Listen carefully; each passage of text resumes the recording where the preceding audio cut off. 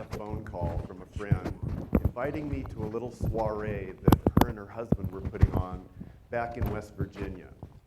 He was the director of NASA Langley, and the event was TEDxNASA. What I learned while I was there was that NASA is the space exploration agency. And with the advent of quantum physics, they started to ponder, well, how do we explore inner space? Because there's actually more space inside the atom than outside. What are we going to do? And that's where the idea was born of technology, entertainment, and design. Now, about 2 months ago, I attended the event in Park City, TEDx Women, a simulcast between New York and LA, and about 100 other satellite venues like Park City that were attending it as well. And a number of the presenters used the term that they were in the third act of their life. And it really got me to thinking that that's me. I have way more days behind me than I have in front of me, and what am I going to do with the rest of that time? So today I'd like to share with you some of the truths that I've come across in terms of relationship intelligence. Going into my first act of life, I came in highly empathic. Now, sympathy is when we feel something for someone. Empathy is when we start to internalize that and experience what other people are experiencing. Some of us came through with a few extra genes of empathy, so as I was a little kid, I would have thoughts and feelings that I had no idea where are these coming from. I thought I was a walking Looney Tune.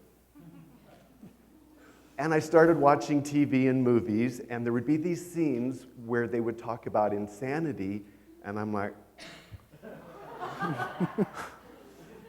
now, who do you tell? How do you even admit that to yourself that, okay, maybe I'm one of the crazy people? And do crazy people know that they're crazy? Is that even possible? So this sent me on an exploration to find out what is going on informationally on planet Earth. What I came upon is this controversy between physics and metaphysics, science and religion. One is looking at things from a finite language. One is looking at things from an infinite language. Well, we got to give it to the physicists on this one because they were the ones who had the idea, well, wait a minute, we're both pointing at the same thing and we're both falling short of ultimately understanding it, but we're using finite terms, they're using infinite terms. Why don't we learn some of their language? Guess what happened next? The quantum field. It changed everything. There's a whole lot more going on than we ever imagined. And so now, let's go back. If you were to ask a scientist 20, 30 years ago, do you believe in God? Well, no, I'm a scientist. There's no proof. You ask those same people today, and they go, oh, I don't have to believe. I can show you the proof. There is a superior intelligence at work, and we can show you all where it shows up, but we keep learning more about it, so you'll have to keep checking in with us to see what's new. Okay? This led to an understanding of the difference between theosophy and philosophy. In theosophy, we have a belief system that's all put together, and it's handed down, intact. In philosophy, you put all the information on a table, and you keep walking around and looking at it from different perspectives. So we can come to conclusions in the moment, but a philosophical mindset leaves the door open for new ideas, because if I cross paths with better quality information, I'm changing my mind. I don't have to stay with what people believed years ago. One of the things that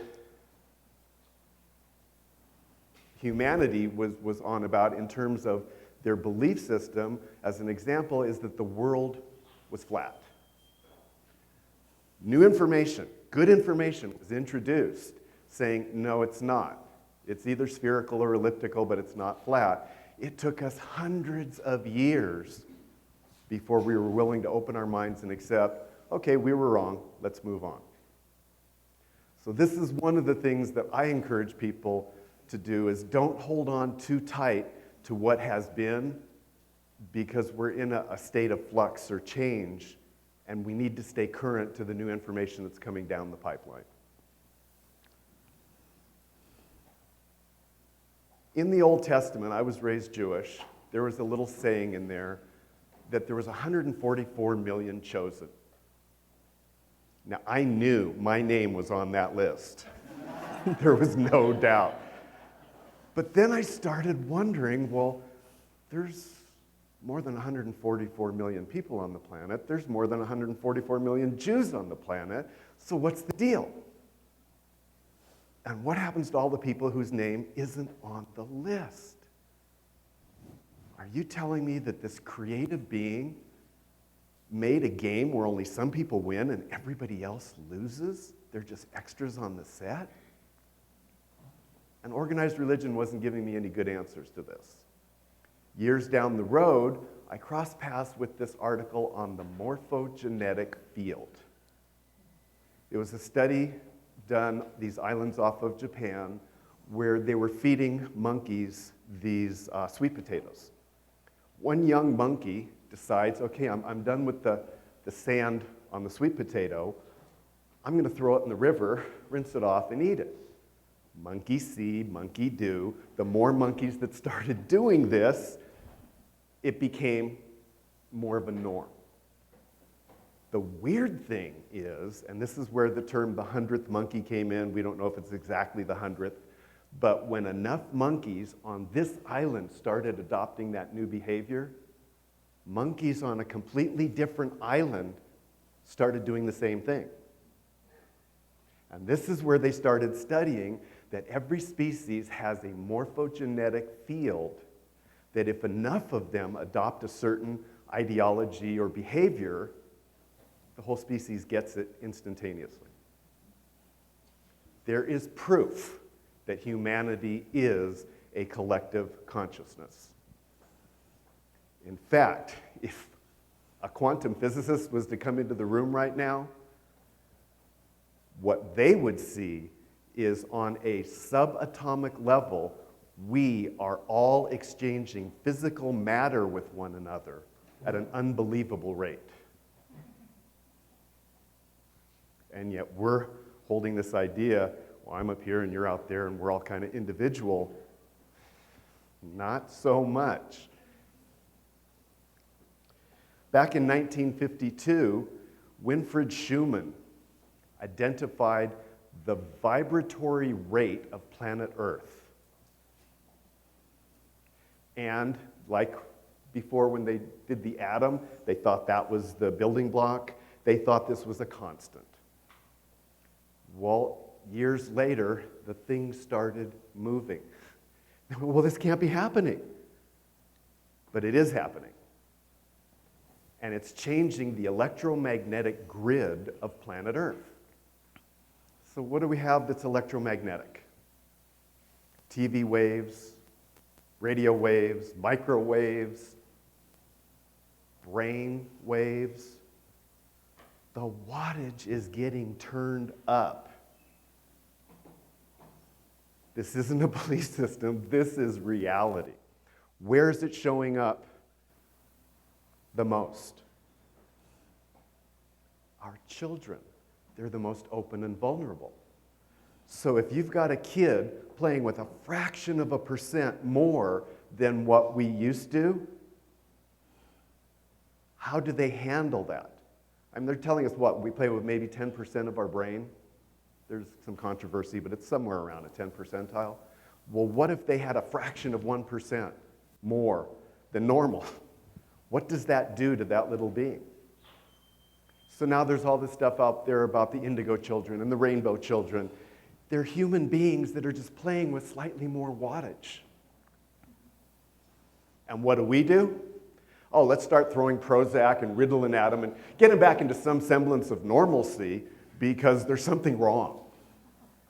No, something is moving forward and we need to help them understand where things are going, which means we need to wrap our minds around it as well. Some functional stuff that we can use. I work with people in developing a dual monitor consciousness. If anybody's played on the computer, you've seen that you can have one program running over here and a completely separate program running over here. It makes it really nice if you're doing research and you're writing a book or an article that you can have both of those going simultaneously.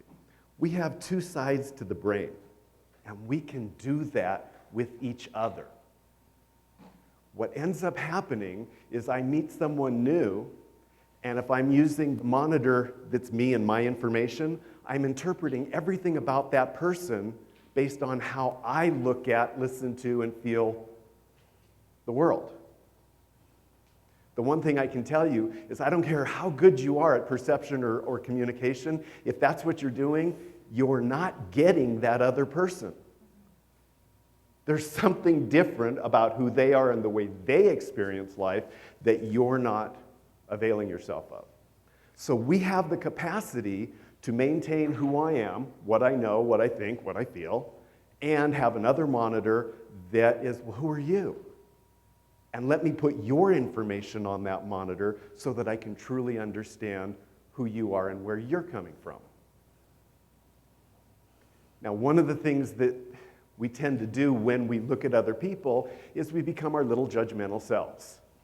Oh, that's good, that's bad, that's right, that's wrong. I don't know how we get away from that because it's just part of who we are, but it's not the most functional way of learning about another person. So what I encourage, if any of you have raised kids, this will resonate, is looking at things in terms of immature to mature, unsophisticated or sophisticated. If a little child breaks something that's incredibly valuable, we're not going to disown them for life. They didn't know any better. Now, as they get older, we're going to try to teach them the meaning of value and respect so that they don't do those kinds of things anymore. Well, if we're only playing with 10-some%, we've all got a lot of room for growth, which means we could be a little bit more open and allowing and understanding with each other in helping them to grow. There's a lot of talk in the marketplace these days about the subconscious patterning, subconscious programming. The degree of difficulty is try to have an intelligent conversation with your own subconscious. Okay? So there's all these ways that we do to try to, inadvertently program it. But here's the cool thing. I can look at someone else and I can get a better sense of who they are subconsciously than they can. If I'm willing to invest the time and the energy to be that kind of a reflection, we can get some good work done. So an example that I give is, you women will appreciate this, I could give you the finest makeup on the planet. No mirror. Put your makeup on. No mirror. It's going to probably come out a mess. I could give you mediocre makeup and a really high quality mirror. Now we can accomplish something. Now we can get something good done. We can be that kind of a mirror for other people to help them learn and grow, but for some reason, socially, societally, we don't want to get involved. I got my own thing going, you got your own thing going, and that's the game we tend to play. Change agents take this whole dual monitor thing a step further. Most of us, okay, this is my monitor, this is who you are, and I'm really trying to be objective about understanding you. Change agents go, well, who are you in terms of who you think you are, and who are you really on the inside? What did you come here to accomplish? I talk about it in terms of soul. What did you as soul come here to do? we can help each other figure that out. Because the more you pay attention to someone, the more you start seeing.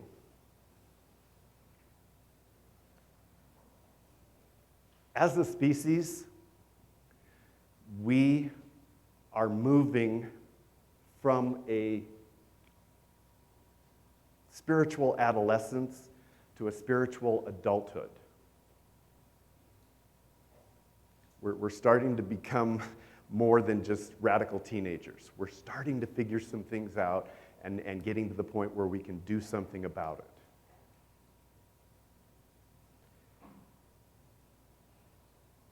We're moving towards what in marketing they call a tipping point. That critical mass where something starts to shift. Back to the 100th monkey. If we can get enough human beings to wake up and show up at the powwow table, we can change everything. We don't need to change everybody, just enough people so that the morphogenetic field kicks in and it'll take care of itself. So, if you or someone you know wants to be one of the chosen, here's a little esoteric secret. The application form is inside of you. You need to choose yourself because nobody or no thing is going to choose you on your behalf. You decide to take control, to step up, good things will happen. And I look forward to seeing you on the front lines.